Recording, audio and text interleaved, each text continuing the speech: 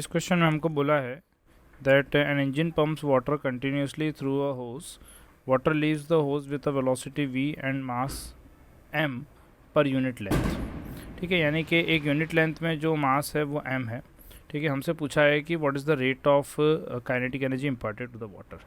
ठीक है, तो देखिए rate of kinetic energy imparted का मतलब होता है एक सेकेंड में वो कितनी एनर्जी जो है वो काइनेटिक एनर्जी के फॉर्म में दे रहा है. तो अगर हम देखेंगे तो सपोज़ कीजिए ये पाइप है. ठीक है, इसके अंदर से फ्लो होने वाले लिक्विड की वेलोसिटी v है.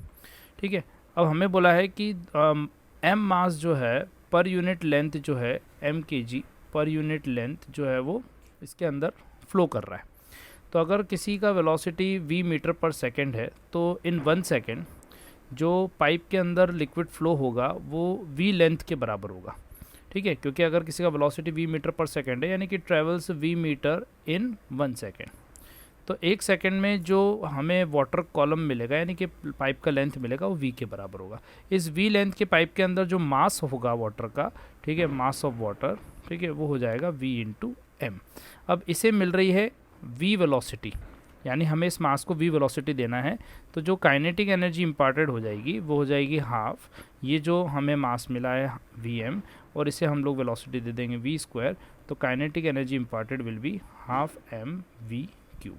ठीक है, हम लोग इसे एवरेज पावर भी कहते हैं. This is also known as average power.